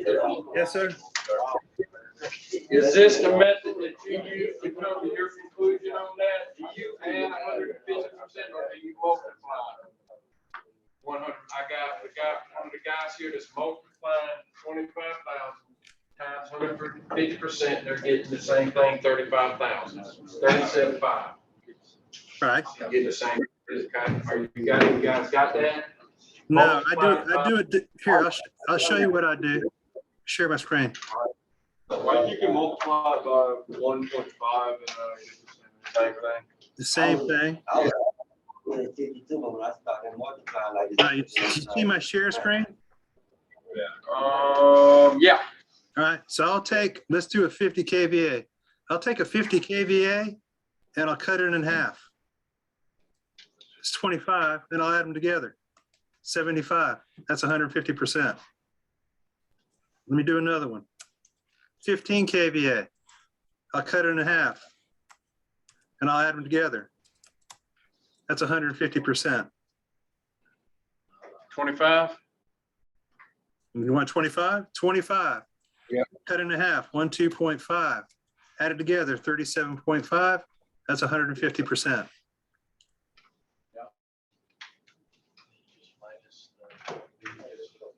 Get the true KVA, take that impedance. Instead of just. Get the 37.5, Whatever number's asking for. subtract that again. That's gonna give you that true KVA. Do you have to put Yeah, if you're going from watts to KVA, you got 35.625 watts, and you're gonna write it as 35.62 KVA. That is the rest of that.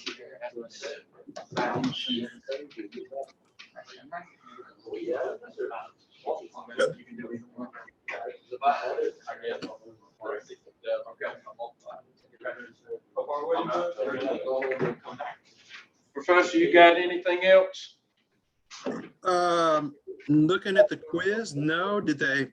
What time we got? 10:42. I heard the question on Ohm's law. Did you want to get into that? I mean, we can talk about that for a few minutes since we're talking about wattage. All right, well, I'll bring up a screen. Okay. And talk in the process. Okay. All right, guys. From what and I wish I was there, from what I hear out there, things are going well. I know, because I've been there, done that, that you can think that math is kind of cumbersome here, but there is a purpose. Excuse me, got the hiccups. There is a purpose behind it. And here's how it goes. You're going to apply for a job. Then that job's going to call you back and say, let's come on in and have an interview. Then after that interview, if they like it, after that, if they like you after the interview, they're going to call you in for what they call a skills set assessment, or that PAT test. Well, what do you think is on the PAT test or the skill set test? Yeah. What will a 25 kVA do in overload? Now, here's the thing. You got to know what overload is. What is overload? What's the number? There you go. Okay. They're going to show you a picture of a transformer nameplate. Going to say, what is the true wattage of this transformer? Of course, now you know you need to do it. So, we're not preparing you just to walk out there in the world and do stuff on the job. We're preparing you guys to get the job and answer these questions as they go. Okay, so I don't know if I'll be able to switch back and forth here pretty quick. Yeah, I'll be able to do it. Oh, crud. Killed it. So that's our prep work. Okay, let me get a share screen going. Once we get math over with, man, it's much smoother sailing. Yep. Let me know when you got a share screen. It's coming. It's there. Okay, so this is your Ohm's law chart. Now, I'll ask this question now. All of you out there are just going for the electrical lineman certificate, correct? Yep. Okay. If there's anybody out there that signed up for the engineering portion, let me know in a text or something like that. A company or an organization, they're not going to want to, as linemen, they're not going to want to know every single one of these calculations that's on the outer ring. All right, how do I find out power? Well, I take voltage and I multiply it by amps. That gives me power. They're not going to want to know the calculations. You do need to know what P, power, I, amps, E, volts, and R stands for. Know what those three letters stand for. P equals power, I equals amps, E equals volts, R equals resistance. That we will need you to know. In order for you to find any one of these values, amps, volts, or power, resistance we don't mess with too much, you have to have provided to you or be able to deduct two other values. So if I'm looking for P, somewhere I've got to have an I and an E. If I'm looking for E, somewhere I've got to have an I and a P. So I'm going to switch back, hopefully to the right picture, to my transformer. You guys see that? Yep. All right. So I think the question was before, is there any amperage value on this transformer? No, but we can deduce one because we have two other numbers. What is the P, power in watts, of this transformer? 15,000. Write it down.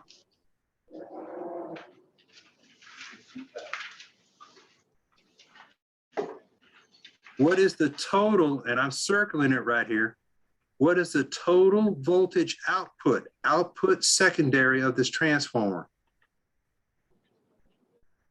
240. 240. Let's go back to the chart. I've got a P power of 15,000. I've got an E voltage of 240. It fits right here. My amps is I equals power 15,000 divided by E volts 240. Run that in your calculators. 15,000 divided by 240. How much? 62.5. 62.5. 62.5. Congratulations. Oops, sorry. I don't like this thing is in the way. So you have now deduced the amperage of this transformer when it's running at 100%. When I've got 240 volts output and I'm putting 15,000 watts to home, I should have, what was that number again? 62.5 amps current flow on it. All right, let's use the other number. I still got another number. What's my high voltage here? 7,200. This doesn't change. All right, it's the rating of the transformer. So we're going to punch in our calculators 15,000. And we're going to divide that by 7,200.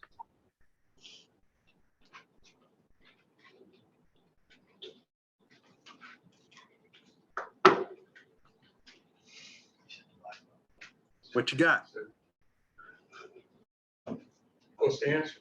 2.083 repeating. Say it again. 2.083 repeating. Okay, well, let's go with 2.08. Now here's the cool thing. Every transformer has a fuse to protect it. Flip over to that fuse chart that you had. Professor V gave you. I'm confused.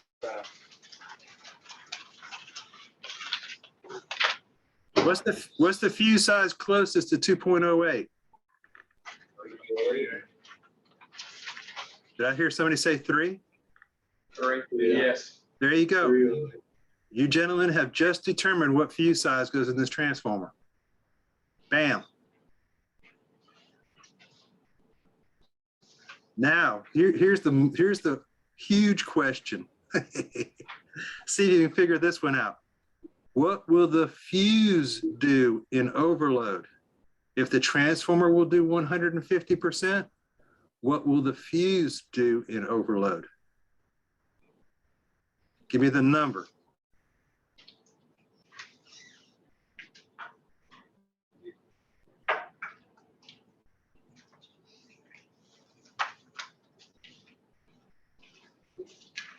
Anybody got it? You have to minus the. Overload, overload, No. This is not impedance. This is just calculating overload. right. 4.5. How much? 4.5. 4.5? Bam. Okay. Bam. If the normal 100% value is 3, and I can go to a 150% on the fuse, it's inherent because the transformer's got to do the same thing, then the fuse will do 4.5 before it fails. You guys have learned a lot. Yep. You guys have learned a lot here today. So we will definitely get back and forth to Ohm's Law and be doing other things with it. But I'm proud of you. And I know we're throwing a lot of at you at one time. This is not done and go. You're gonna see this over and over and over again. Proud of you guys. Yep. We'll start dealing a little bit more with ratios and those kinds of things and how to figure amperage a little bit deeper as we go along as well. Yeah, I'll go ahead and state this here while we got it because we're gonna say it about 1,000 times. You'll notice that when we did those amperage values on the 15 kVA, at my primary voltage when it was 7,200, how many amps were flowing? You did the original fuse size. I think it was 2.08, right? Mm-hmm. Right, when 2.08 and on my 240 volt side, how many did I have?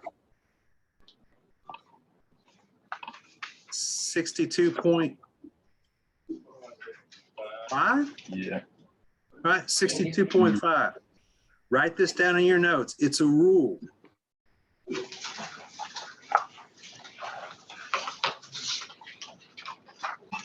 When I raise voltage, amperage drops. When I raise voltage, amperage drops. Inversely, when I lower voltage, amperage raises. When I lower voltage, amperage raises. I think we thrown a lot in their heads today, Professor V. I think you're right. Yeah. Okay. More math than I've ever passed in years. Got it. It'll pass. It'll pass.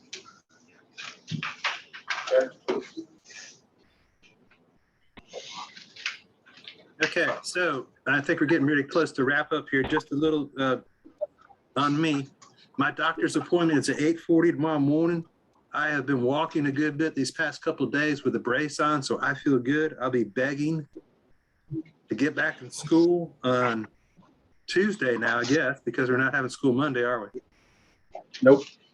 So Yep. I was glad to get in the classroom with you guys and get face to face with you. I'm getting sick and tired of sitting here at the house. I want to shake your hands and see how you're doing out there. And we might go on to make sure that we're up to speed and everything's going well together with both Via and me in the classroom.